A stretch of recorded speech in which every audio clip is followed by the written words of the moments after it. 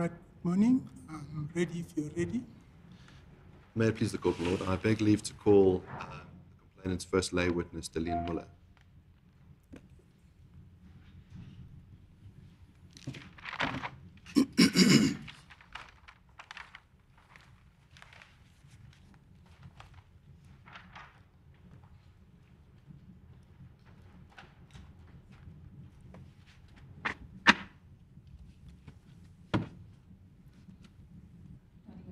Morning.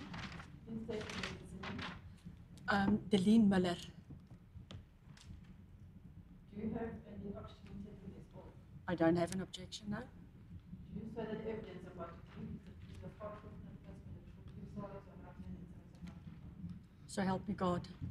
Thank you, ma'am. You may be seated, but just spell for us your surname for the record. M-U-L-L-E-R. Mullerer. Thank you.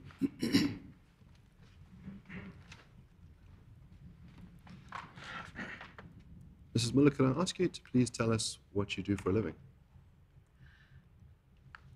Sorry, What? I don't hear quite well here.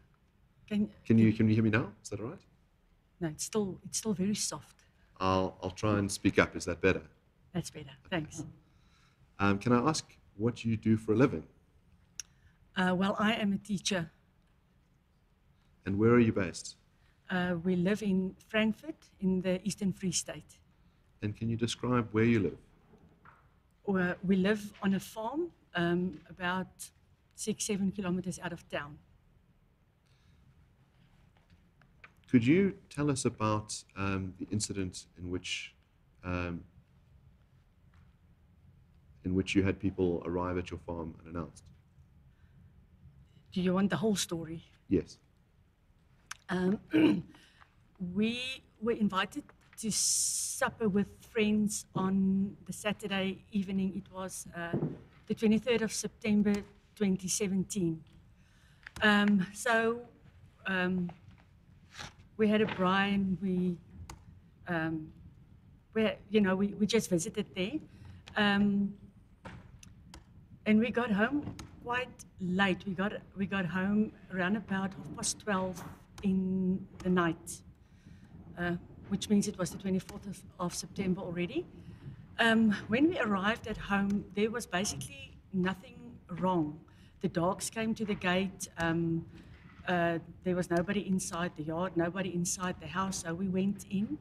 And at a stage, I realized that the vehicles were still outside, and I went to the room and told my husband that he must just go put the cars in the garage so that we can close the doors, switch off the lights, and go to bed.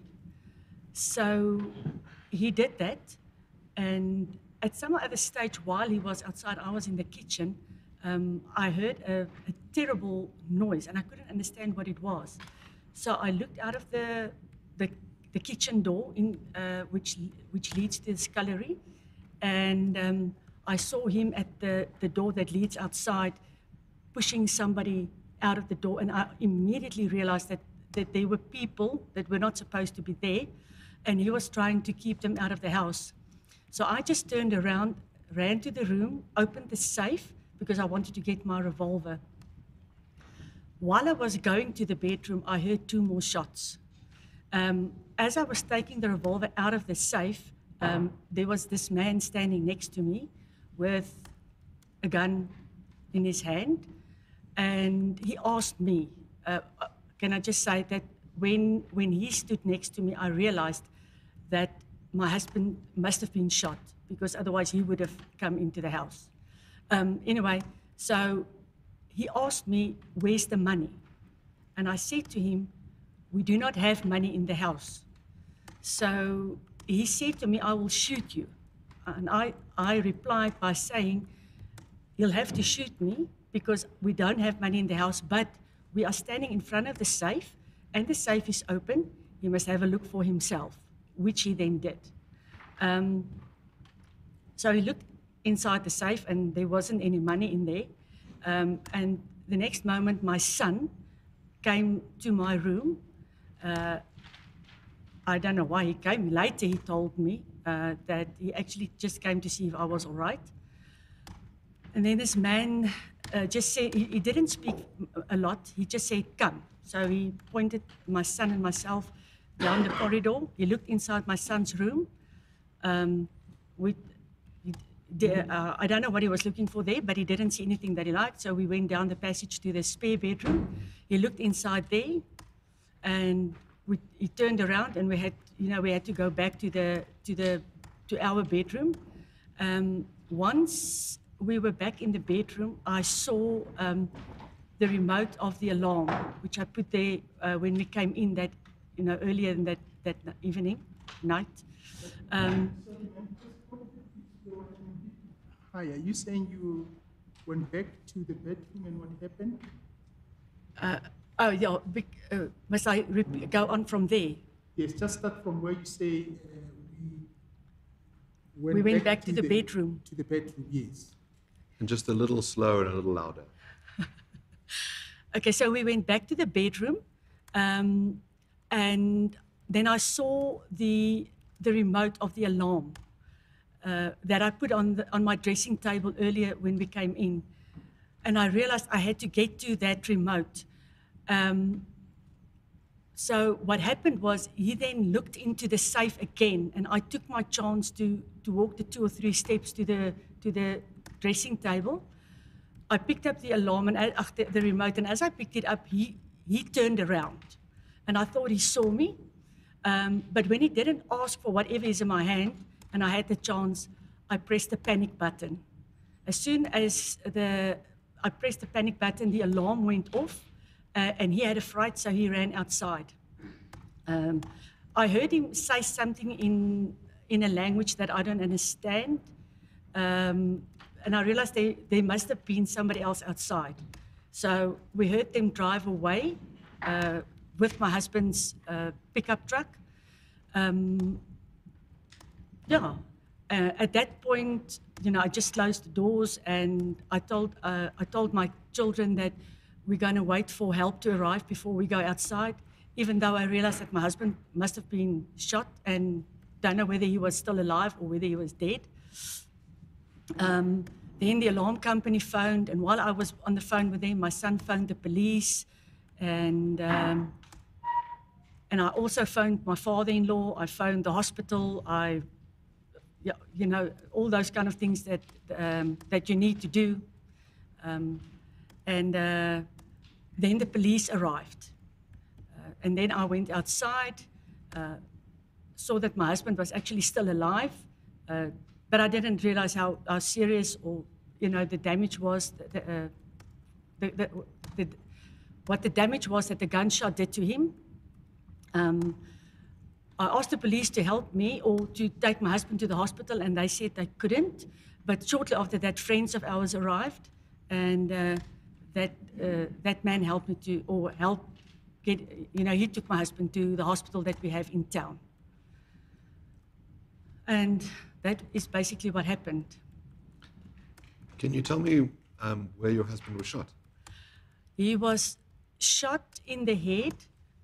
The bullet entered him just above, more or less here, above the right eye, and it came out here on the left side of his neck. And can you tell me what happened after he was taken to hospital? Look, we have a wonderful hospital in Frankfurt, but they can only do certain things there. We haven't got life supporting machines or whatever else you need. So the matron there said we needed to transport him somewhere to a bigger hospital. So we decided to take him to Bethlehem. We waited for an ambulance, but that took too long. So we eventually drove him with her car to Bethlehem, to Hoogland Clinic. It's sort of a mediclinic that they have there, where they did a scan. Must have been about 5:30 in the morning. And then the doctor there came to me, he said they did a brain scan. There doesn't seem to be any brain damage, but they would like to transport him to an even bigger hospital. So later that Sunday, he was transported to the Mediclinic in Bloemfontein, where he was treated by a neurosurgeon, and And how long did the treatment take? Look, he was in hospital for about 2 weeks because he needed an operation, but the guy that did that does the nose and the ears and the the sinuses and those kind of things, and the neurosurgeon had to be in the theatre at the same time, and they could only manage their times 2 weeks after he was taken to hospital there in Bloemfontein. So 2 weeks after the incident, he was operated on, and then he was in hospital for another week before he came back to Frankfurt. And were there any after effects on your husband from a physical level? Look, it was after that, not really. He was just very weak, so we couldn't initially go back to the farm. We had to stay in town, so we stayed with my parents-in-law for about 3 months before he was strong enough and well enough to go back to our own house on the farm. And were there any emotional, psychological after effects? When we eventually went back to the farm, he said it almost felt for him as if that wasn't his place, it wasn't his house, and I think it must have been the shock, whatever, but it didn't last too long. So the children and I, although we were very aware of what was going on, and we made sure that there's nothing out of place when we go back home. Other than that, we coped quite fine. Can you tell me how old your son was at the time of the incident? That happened about a week and a half before his 16th birthday. And what was his reaction to the incident? Look, both children were also shocked and scared, but they actually managed to get over it quite well. And I think it has to do with the fact that we weren't physically harmed. And can you tell me how you felt during the incident? During the incident, I was scared, because it's an awful situation to be in. Somebody pointing a gun at you, you don't know what he's going to do. Is he going to shoot? Is he not going to shoot? Whatever. Because you can't. But a little bit of corn, but not much. The farm's not that big.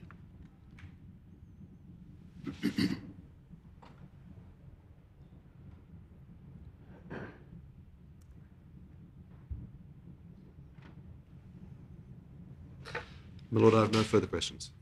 Thank you very much.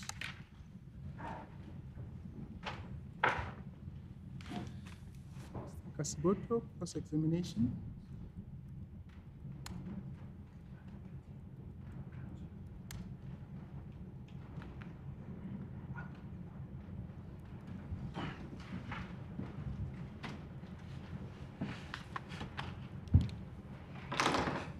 As the court pleases, good morning, my lord.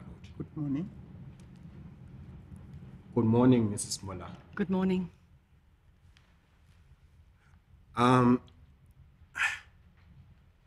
First things first, I do believe your version.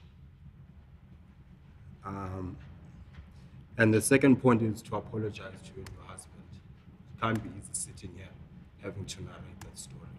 I apologize for that. And the point of my questions to you are not to discredit your version, but just to merely understand the context of the attack. Do you perhaps know the motive behind the attack that you've just narrated to the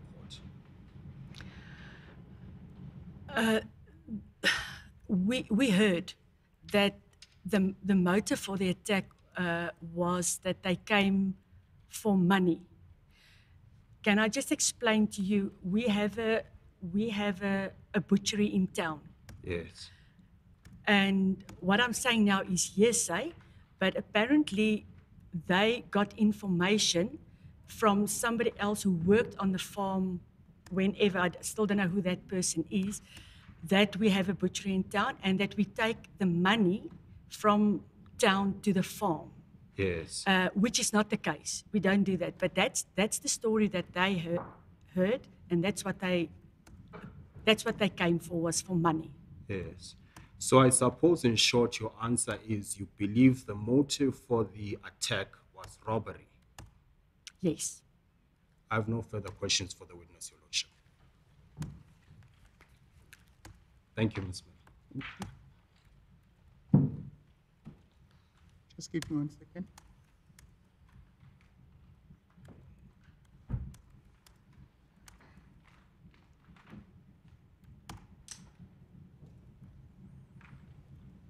Thank you. You may proceed.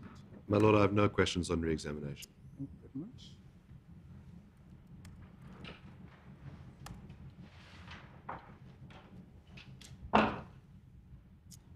Thank you, ma'am. You are excused. Thank you very much.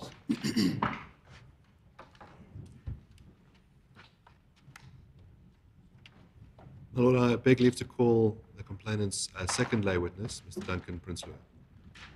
My Lord, Mr. Prinsloo would like to take the affirmation. Excuse me. Or you'll take an The affirmation. affirmation. Dr. The affirmation.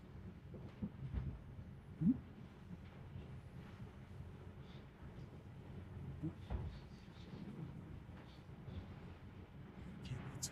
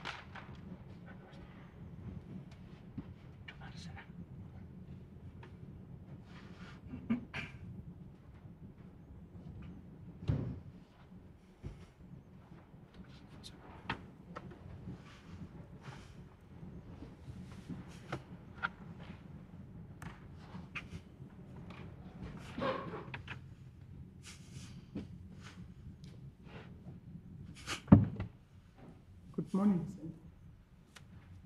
Good morning. Good morning. Can you hear me from here, from where you sit? Yes, I can hear you. Okay, thank you very much. Just give us your full names, and your surname for the record. My full name is John Duncan, and my surname is Prinsloo, and I'm born on the 24th of the 12th, 1947. Good morning, sir. Thank you very much. Now, I understand from counsel that you prefer to testify under affirmation rather than under oath. That is correct, yes. Thank you very much. And so My what you're saying now is that the evidence you affirm that the evidence you're about to tell this court is the truth, nothing but the truth. That is so. That's correct. That is correct. Thank you very much. Mr. Prinsloo, you're welcome to take off your mask. Mr. Prinsloo, if I could ask you to tell Just me... give me 1 second, Mr. Oppenheimer. I need to go back to my document.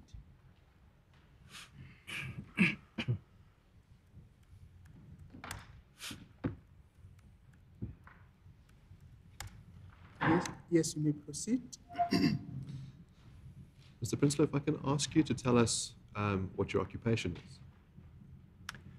My lord, I am a veterinary surgeon and a farmer.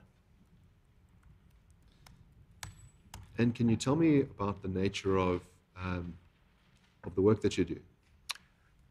Yes, I am in a practice with my son, and we specialize in advanced reproductive techniques in the large animals, the cattle and horses, where we do embryo transfers and micromanipulation of the embryos, freezing of semen. And how long have you been doing this work for? My lord, I graduated in 1972, and ever since 1982, I have been practicing as a specialist veterinarian. And who are your clients typically? Well, my clients are the top group of the farming community, in other words, the stud breeders. And these techniques that we specialize in are specifically used for multiplying the top genetic material that the breeder has in his herd.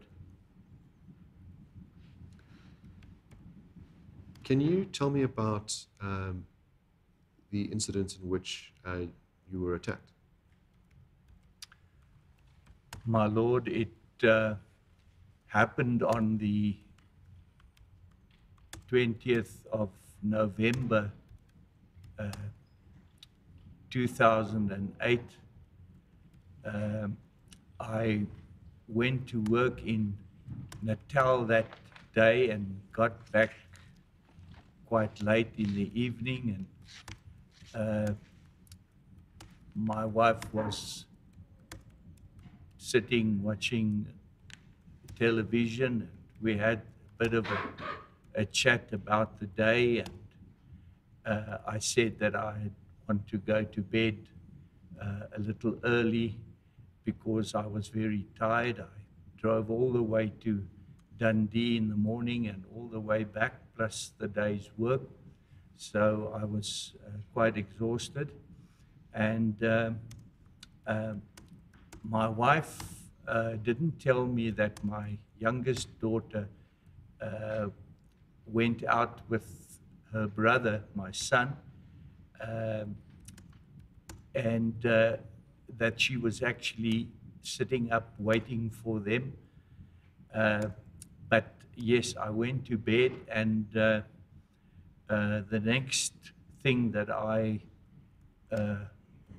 experienced was that 3 men crashed through our bedroom door, which was Sorry, what crashed into your bedroom? door. You said something crashed. Crashed, yes, through the door because it was locked, my lord. I'm not sure whether I'm following you. You said something crashed into the door or the Three door. men. 3 men. Sorry. Excuse me. Yes, go ahead. And my wife had obviously in the meantime come to bed, and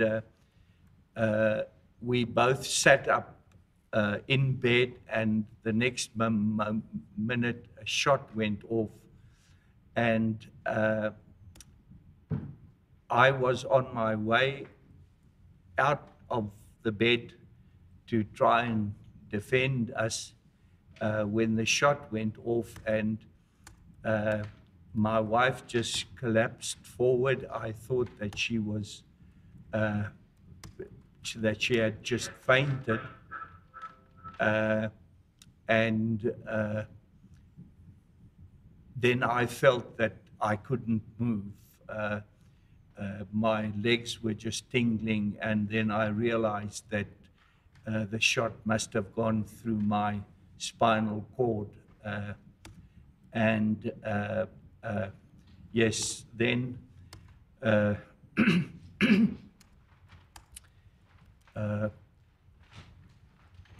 I just sat in the bed, and the three men in the room, actually fairly young, I would call them youngsters, between the age of 17 and 18. They asked me if I had money, and my reply was that we never kept money at the home, and the only money that I had was the bit that was in my pocket, the bit that you use during the day. And then they came and they grabbed me by the arms and they dragged me out of bed so that I can show them where the money was. And I still thought that my wife had just fainted.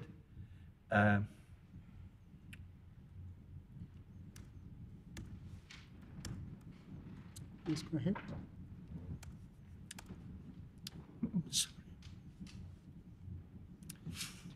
Sorry, can you I'm sorry, organize- my lord. Sorry, Mr. Okunama, can you But- organize some water? But for the just cool it. then Duncan, would you like some water? Just take some water. I'm fine.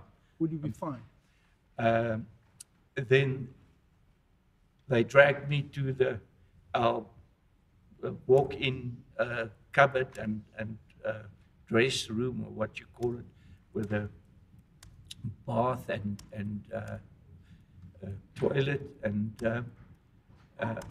I sat there, and they were pulling off the clothes off the shelves to see if they could find any other money. I gave them the bit that I had, and I sat there, and history has taught us that, you know, the people are tortured when they come and attack you on the farm. And I was worried about my wife, what they were going to do to her. But then I realized that I'm a child of God, and that I needed to call on the name of the Lord. And I did, and I said, Jesus, help me, please. And when I said the third Jesus, these people were out of my house. But I actually got a fright, and I thought they'd gone downstairs to my daughter's room. She was in grade 11 at that stage. And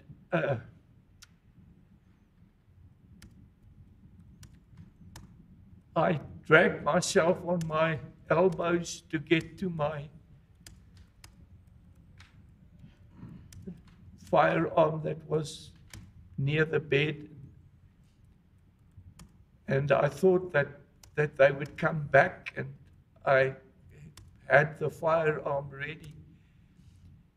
But then when they didn't come back, I dragged myself on my elbows to the staircase that went down to my daughter's room, and I called her and asked her if she was okay, and she replied that she was fine.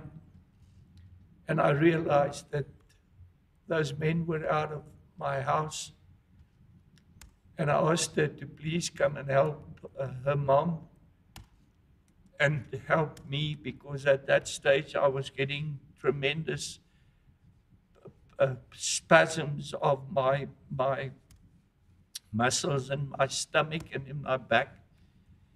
And I said to her to phone her brother so that he could come and give me an injection just to halt the pain. and then I was just taken to hospital.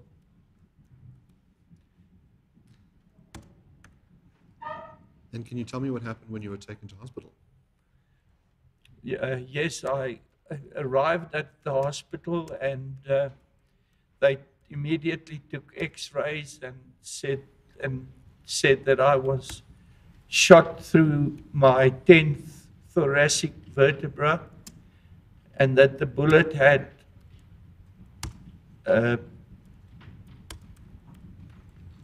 half injured my spinal cord, and that I would never be able to walk again. And then that was when I got the news that my wife was actually dead.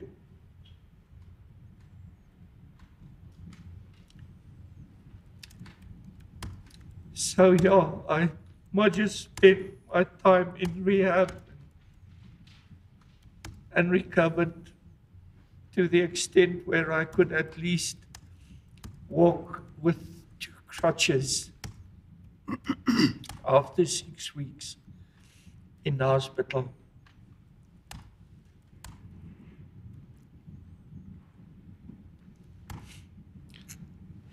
Can I ask you, what after effects have you felt since the attack? My Lord, it's very difficult to really explain, because your whole world has crumbled in 1 second. You've lost your wife, you've lost your mobility,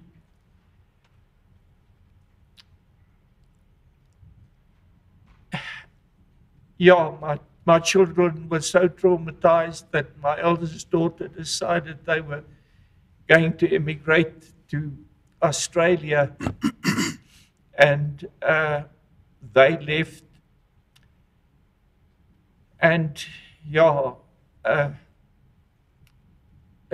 trauma, one can't.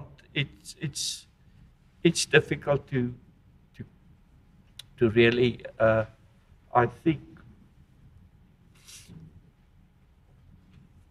convey what you feel afterwards. And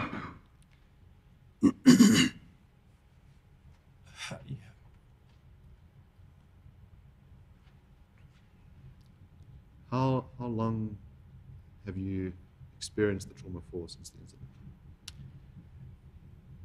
My Lord, I am very thankful that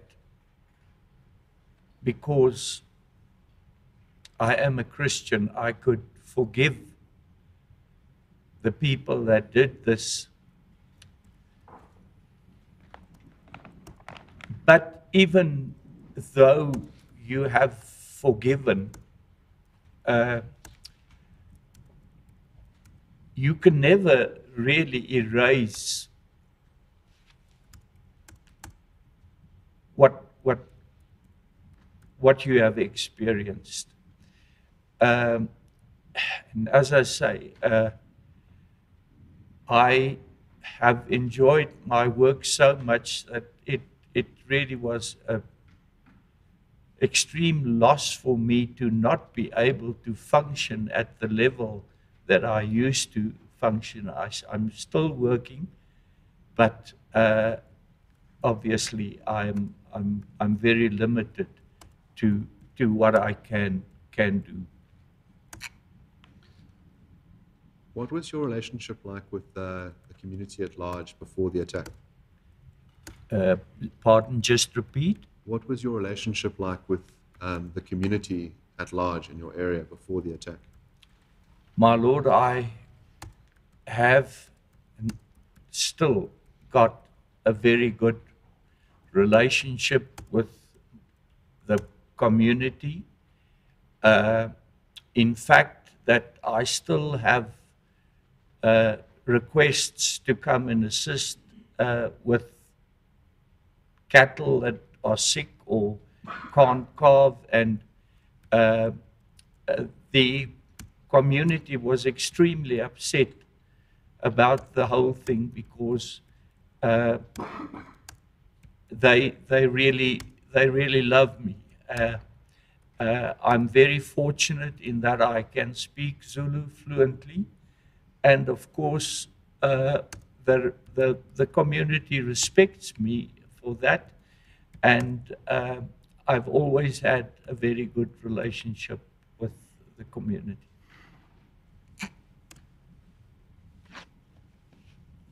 Do you have a response when you hear parties like the EFF singing songs like Dibulu Bunu or Shoot the Boer or Kiss the Boer or Shoot to Kill?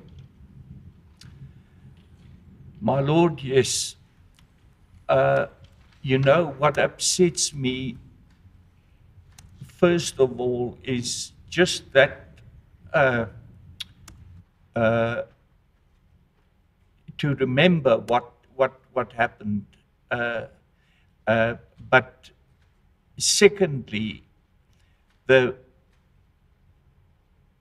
thing that upsets me is that these people eat and live off the food that is produced by the farmer in this country. And they can jump and jive on the energy of that food that they have and that they get from the farmer, yet they can jump and shout. But my Lord, I want to stress this, that it is the youngsters that are influenced by these things. As I said, the people that attacked us were 3 young men. In fact, if I wasn't shot and disabled, I would have seen it fit to tackle them barehanded, because the 3 of them could hardly lift me out of bed. They dragged me by my arms. So, but it's the young people that are affected by this and that follow that example and that think that that's the right thing to do. That is very upsetting. How do you personally feel when you hear those songs? Pardon?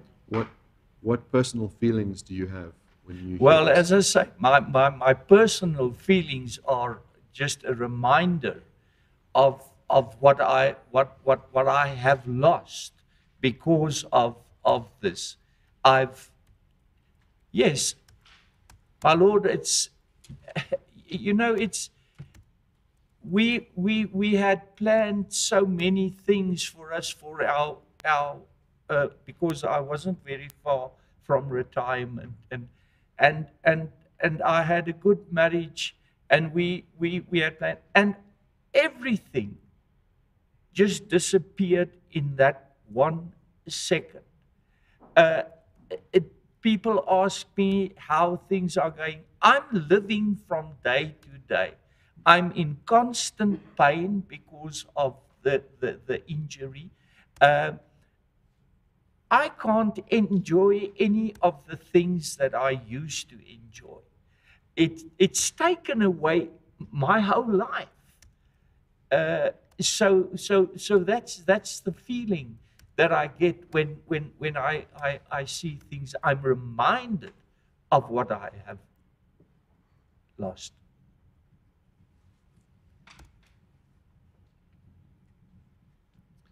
My Lord, I have no further questions.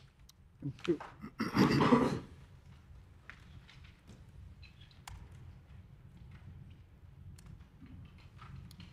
Cross-examination.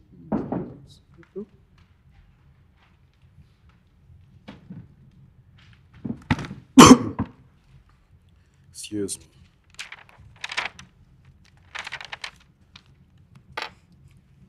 Sawubona baba Prince. Sawubona baba. Unjani? Ngiyaphila. ngizwa kuwe. Ngiyaphila nami baba, ngiyabonga Away. kakhulu.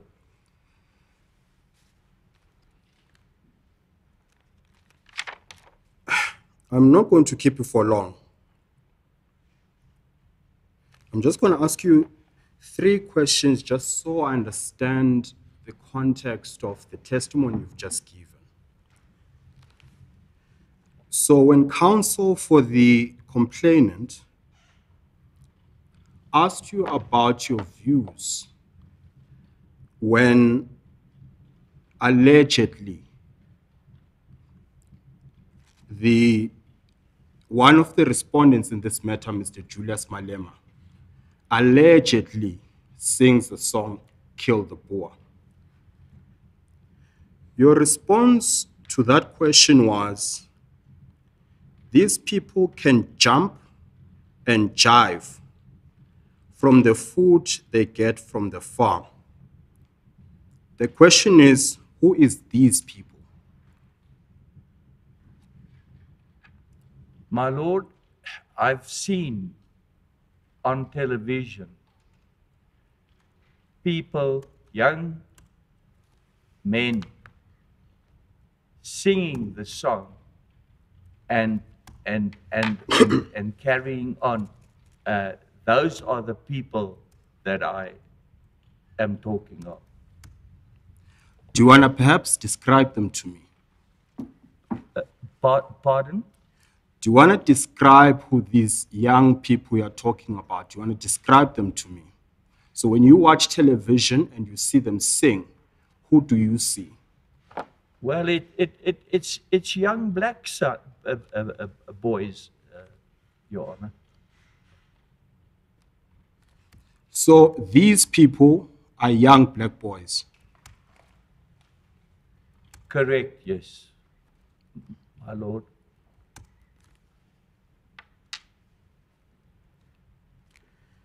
And then you say, presumably referring to the same group of people,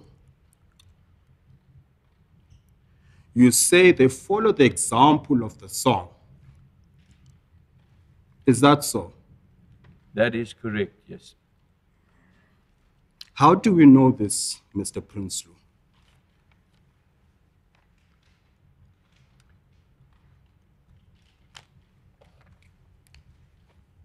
My Lord, I am expressing what has happened to me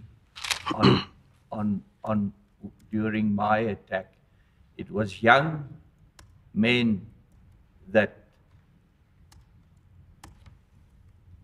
attacked us in our house. Yes, but my question is more nuanced. I'm asking you, how do you know that your attackers were influenced by the song? Well, I don't know. But No, of course you don't. I presume. Yes, of course you don't know. Let's go back to your testimony.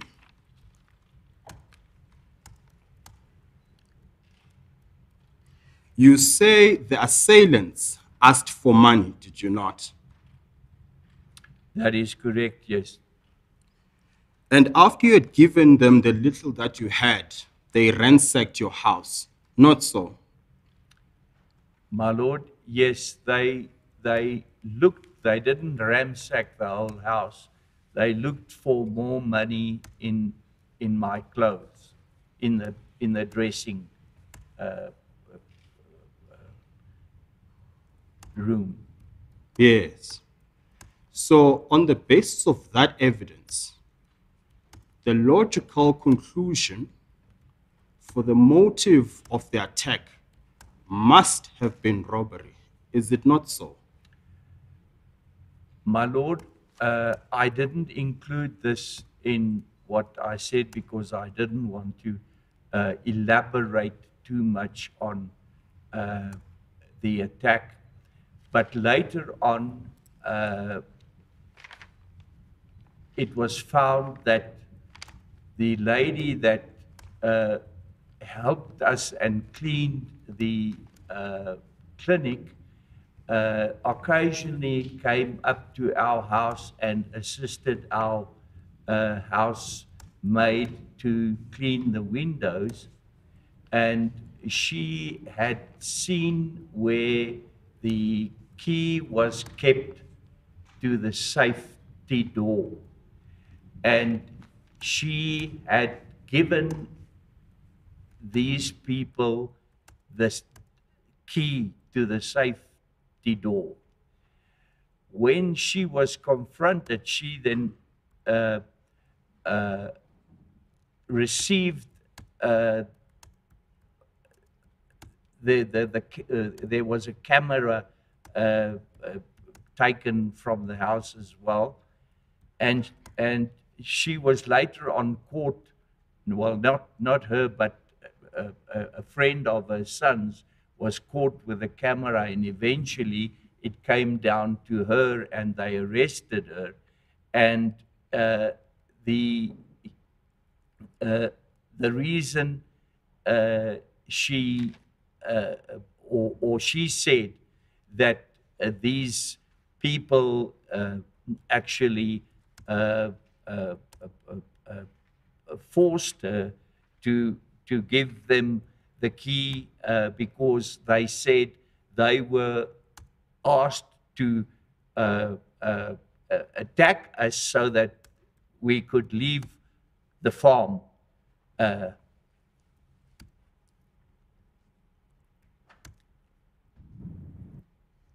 Just to repeat that, Mr. Prince, so you say she then informed that she gave them the key when they forced her to give them the key.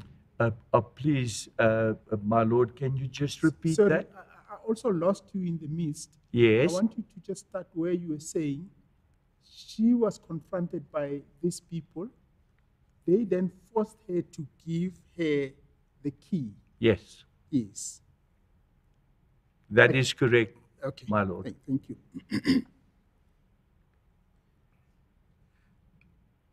Mr. Prinsloo, do you remember what my question was to you? Pardon? Do you remember what my question was to you? Yeah,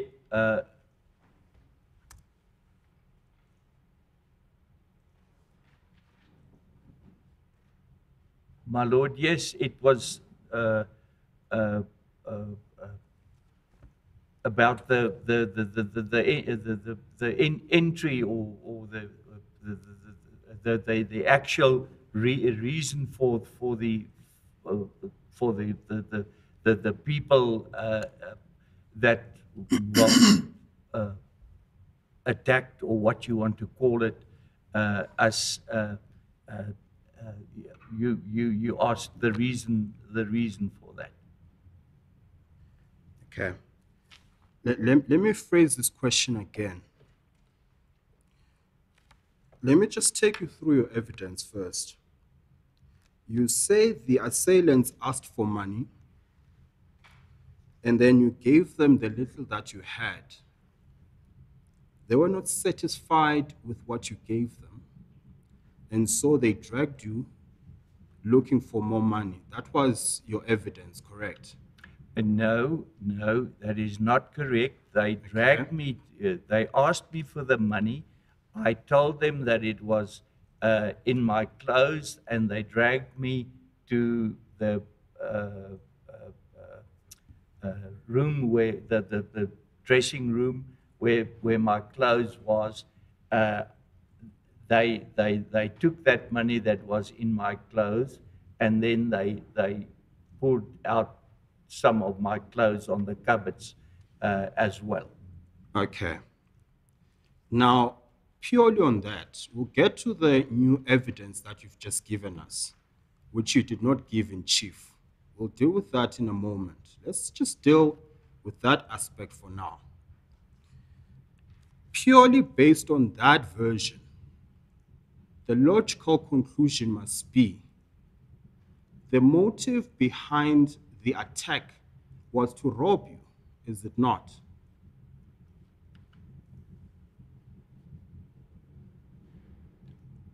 Well, I can't speak for their motive. I just find it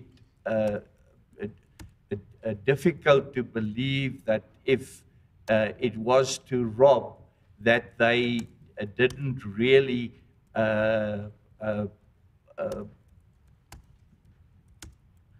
look for more and ask for the safe keys and so I'm not very sure if it was just to rob, because then they didn't do a very good job of that.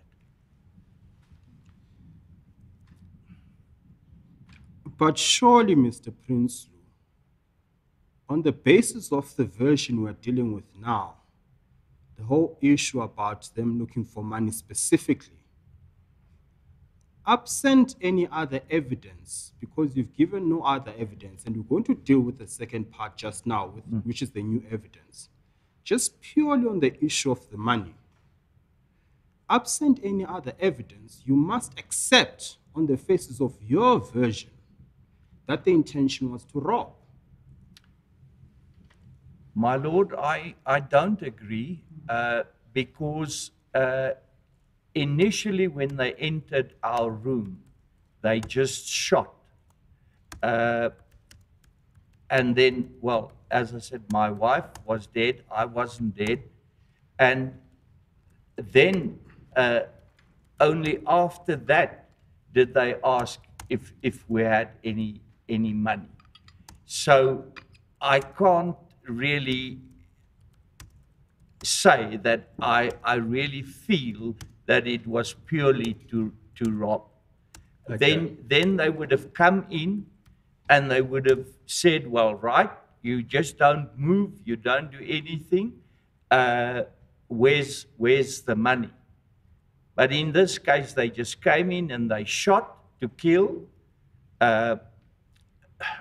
So how do I interpret that? Yeah. No, fair enough.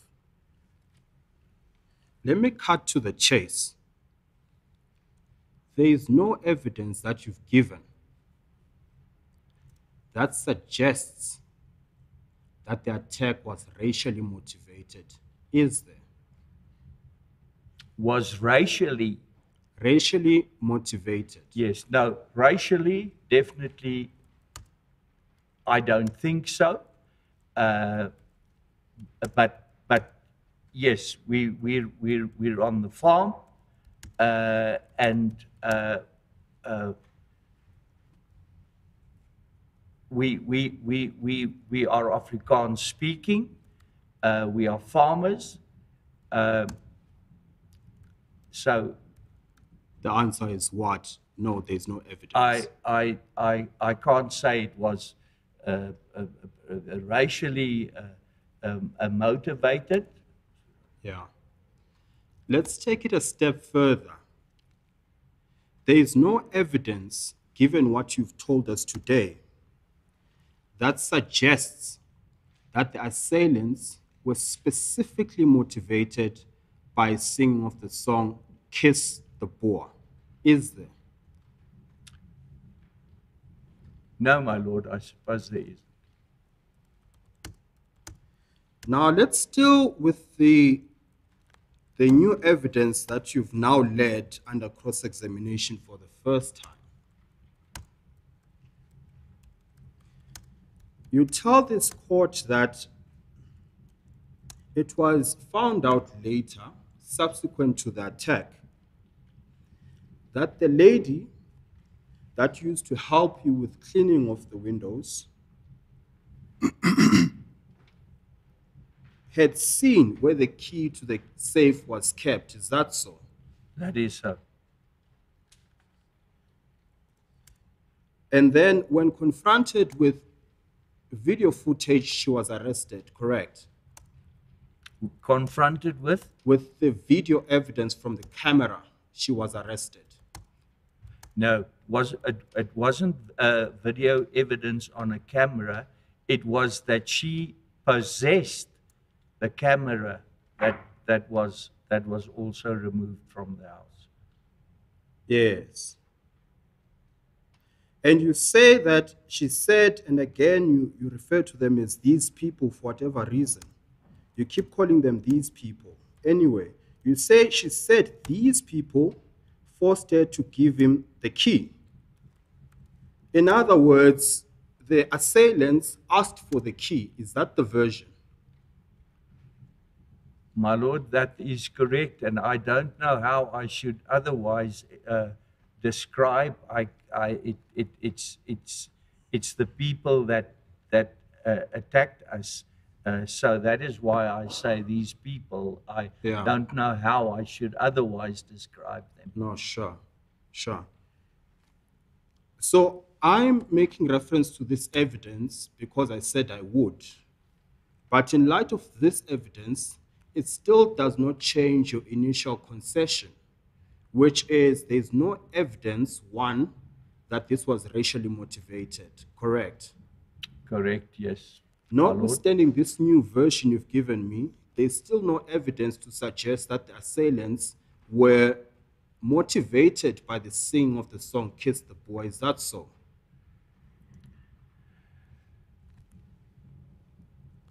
My lord, I can't say for sure that that was the motivation, but yeah, that is my perception. Thank you very much, Mr. Prince. I have no further questions for the witness, my lord.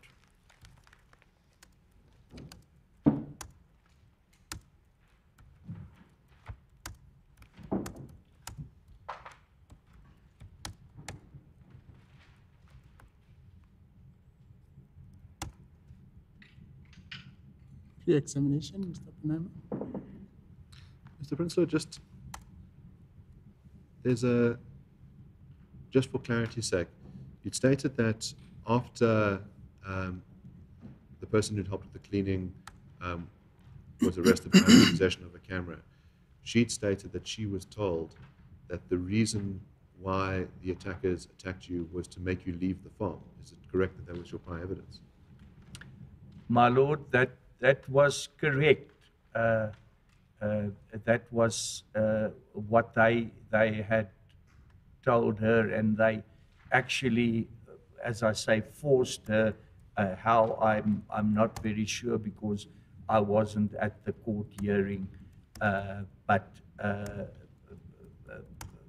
that is what I heard. They said that she was actually forced to give them a way of entering into our house, and she then knew where the key was, so she took the key and gave that to them, and that when she was found with a camera, which was about 2 years after the incident, she said that she was forced to do this, and that their reason was that they wanted us off the farm.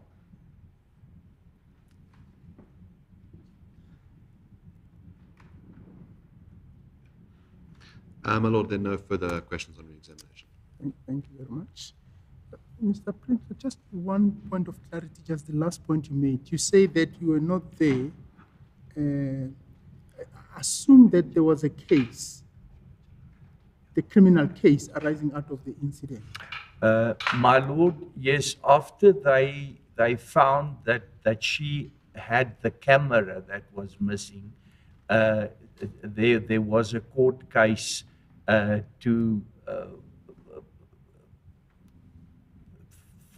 to explain where she had got the camera. Yes. And this information about the camera and what was said to her by the attackers, that's information you got from someone else who was at the court, because you say you were not at the court. Yes, no, I wasn't at the court. I just heard from, I think it was the head of our security, our farm, what do they call it, farm,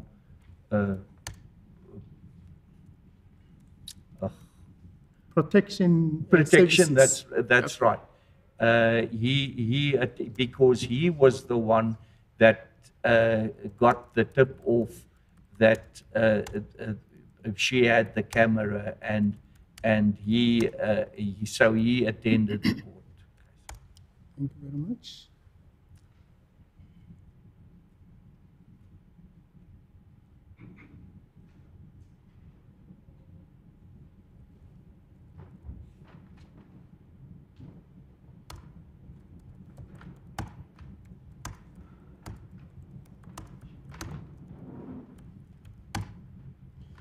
Any questions arising from my questions? No, my lord. Thank you. Yes. Thank you very much. Thank you, Siyabonga Baba. Inkantolo iyabonga ukufika Sibongile lapha. kakhulu pa. Enkosi. Thank you.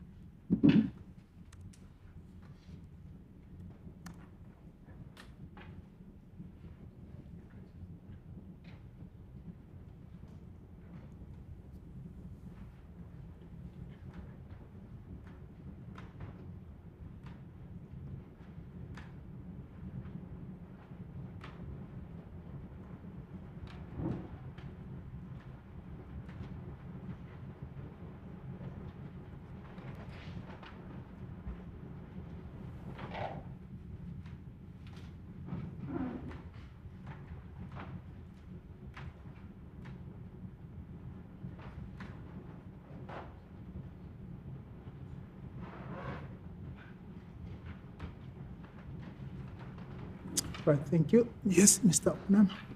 My lord, the complainant's last witness is Mr. Gabriel Krause, who will be testifying tomorrow. So, my lord, there are no further witnesses for today. I've spoken to my learned friend. We imagine that evidence of Mr. Krause will be completed tomorrow, including cross-examination and re-examination. And then the respondent will call their witnesses for the remaining Wednesday, Thursday, Friday. Okay. So today we don't have no work. Yes. That's amount to retrenchment now. Now, on a serious note, that's fine. I think we're doing fairly well. I'm quite happy.